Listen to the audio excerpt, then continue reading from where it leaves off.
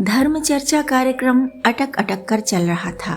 सोचा यह गया था कि हर महीने पहले और तीसरे रविवार की सुबह 9 से 11 का कार्यक्रम हो, लेकिन अनेक व्यवधान आ गए। शांतिनगर कुटुंब में तनातनी चलती रही। मामला पैसे का था। संगठन का पैसा किसने गोल किया, यह किसी की समझ में नहीं आ रहा था। पंडित जी समझ रहे थे, संकेत भी दे चुके थे कि किन लोगों की मिलीभगत से यह काम हुआ। इस संकेत का ढिठाई से सामना किया गया। पंडित जी की बात सुनी अनसुनी हो गई। मीटिंग स्थगित होने लगी। इन बातों का प्रभाव धर्म चर्चा कार्यक्रम पर पड़ना ही था। पंडित जी ने कहा था कि इसे घरेलू कार्यक्रम की तरह ही किया जाएगा, राम रसायन के हॉल में ही। हॉल में जगह की कमी लगेगी तो छत पर दरियां बिछाकर।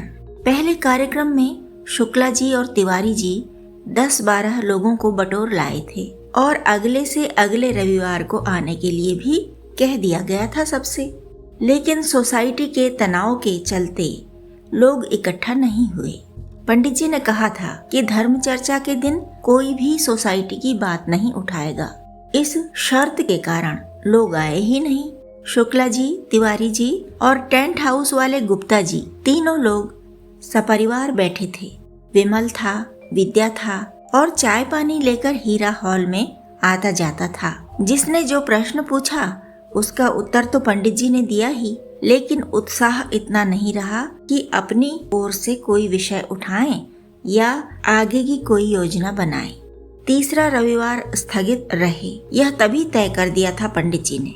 संयोग से यदि पड़ोसी स्वयं आ जाएंगे तो हीरा, विद्या, विमल दूसरे लोगों को भी तुरंत बुला लाएंगे, यह आश्वासन भी दे दिया था। कोई नहीं आया। फिर एक तय दिन उन्हीं 3 परिवारों ने 2 घंटे राम रसायन में बिताए। प्रश्न पूछे, उत्तर पाए। किसी ने किसी व्रत के बारे में पूछा, किसी ने किसी त्योहार का कारण पूछा, किसी ने किसी पूजा विधि के बारे में पूछा और चाय पानी के साथ 2 घंटे समाप्त हो गए। अगले तय दिन को भी जब ऐसा ही होता रहा तो सबको विदा करते हुए पंडित जी ने कहा, बंधुगण, मैं धर्म चर्चा कार्यक्रम को कर्मकांड प्रशिक्षण कार्यक्रम नहीं बनाना चाहता। वैसे भी हमारी सेविका नीलम का प्रसव काल निकट आ रहा है। स्वाभाविक है, राम रसायन में दूसरी व्यस्तताएं रहेंगी। 3 माह बाद सब सामान्य रहेगा, तभी इसकी कड़ियां जोड़ी जाएंगी।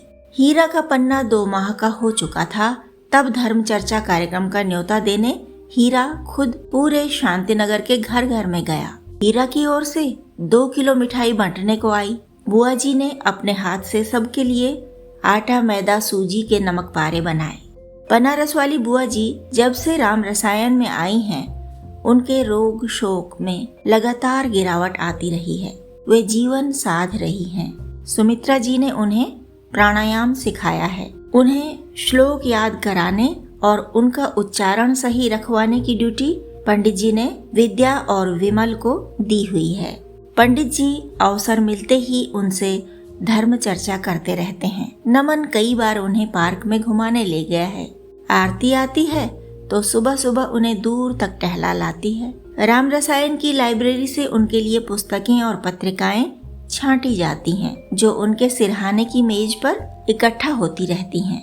बुआ जी को इतना अध्ययन का अभ्यास कभी नहीं रहा।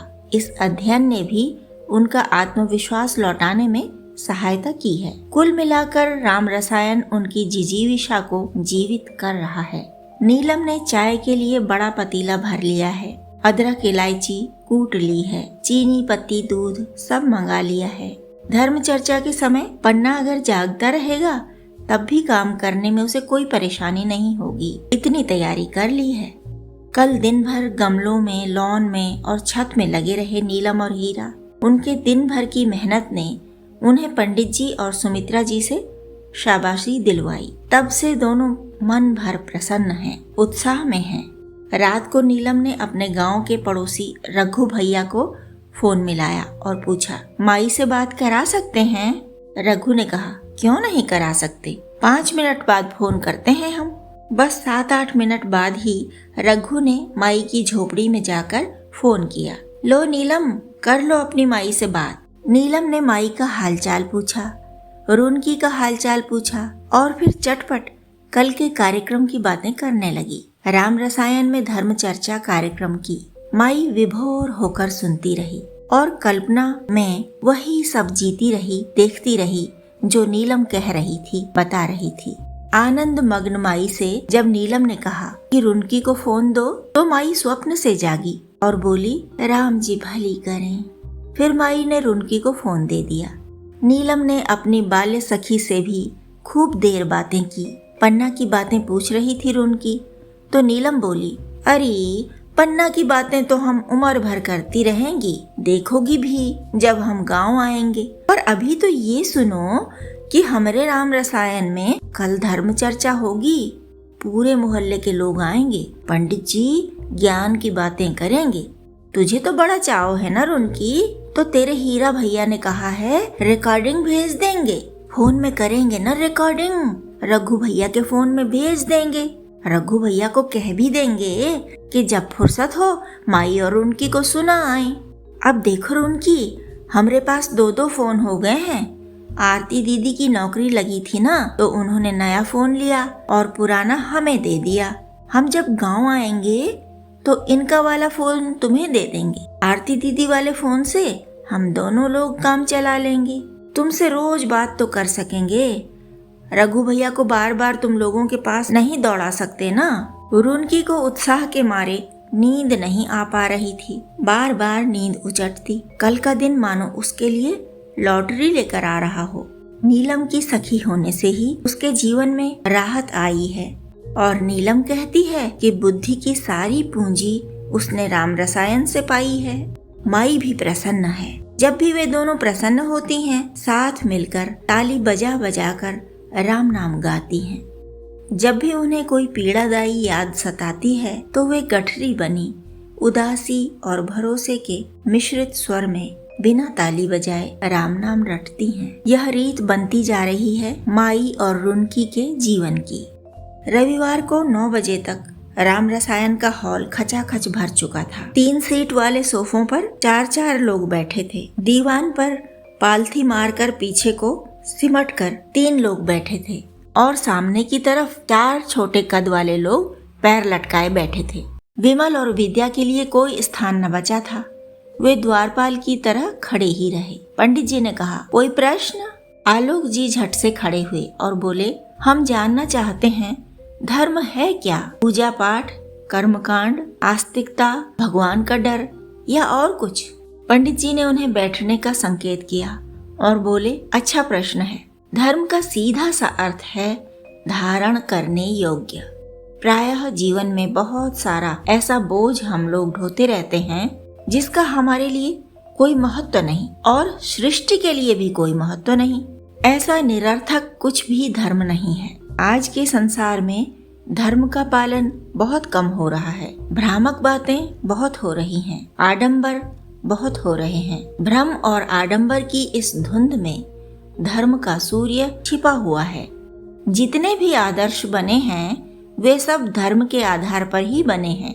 एक आदर्श पिता वह है जो पिता धर्म का अच्छी तरह पालन करता है। एक आदर्श माँ वह है जो मातृधर्म का भली भांति पालन करती है। इसी तरह सारे संबंधों में है। एक आदर्श नागरिक वह है जो नागरिक धर्म का पालन ढंग से करता है। धर्म देश के साथ, विश्व के साथ, सृष्टि के साथ, जीवन के साथ बंधा हुआ है। जब हम सबके साथ आदर्श व्यवहार करते हैं, कर पाते हैं, तो हम ईश्वर के निकट होते हैं, धार्मिक होते हैं। यदि हम सब संबंधों की परवाह कर लेते हैं तो दुनिया भर के बुरे कामों से स्वतः ही बच निकलते हैं। आडंबरों के झाड़ झंकाड़ काट लेते हैं, भ्रम की अमर बेल को उखाड़ फेंकते हैं। यदि हम अपने धर्म से लापरवाह हैं तो हम आदर्श जीवन जी ही नहीं सकते। अंततः हमें यही पश्चाताप रहेगा कि हम अच्छा जीवन नहीं जी सके। पूजा पाठ जीवन का एक भाग है, यह अनिवार्य नहीं, स्वैच्छिक विषय है। कर्म कांड, आस्तिकता और भगवान का डर, ये सब बातें भी उसी तरह की हैं, जिन्हें आप अपनी प्रकृति के अनुसार ग्रहण कर सकते हैं या नहीं ग्रहण कर सकते। आप आस्तिक हैं, कर्म कांड भी पूरे मनोयोग से करते हैं और भगवान से डरकर भी चलते हैं, यानी पाप से बचकर भी चलते हैं। लेकिन कोई एक ग्रंथि है आप में जिसके कारण दूसरों को कष्ट होता है, दुख मिलता है, तब आपकी आस्तिकता महत्वहीन हो जाती है, आपका कर्मकांड अर्थहीन हो जाता है। इसलिए बहुत ही आवश्यक है स्वधर्म को गंभीरता से पहचानना, पग पग पर जानना, समझना और निभाना। अस्तित्व एक है, ईश्वर एक है, वह हमसे, तुमसे और सबसे भी इसी तरह जीने की आशा रखता है कि स्वधर्म को पहचाने और सुलझ कर जिए। मानसिक ग्रंथियां हमारे धर्म पालन में बाधक होती हैं। रामचरितमानस का पाठ सभी मानसिक ग्रंथियों को खोलने में सहायक होता है। समर्पण हो ईश्वर के प्रति और समन्वय का भाव हो उसकी सृष्टि के प्रति। और जब आपने धर्म को समझ लिया तब कलि विशेष नहीं नाम उपाऊ। कलयुग में बहुत कुछ करने की आवश्यकता नहीं है, बस संपूर्ण भाव से राम नाम भजते रहिए। कहानी पसंद आई हो तो लाइक करें, सब्सक्राइब करें और दोस्तों के साथ शेयर करें। और हाँ, कमेंट करना और नोटिफिकेशन बेल दबाना ना भूलें।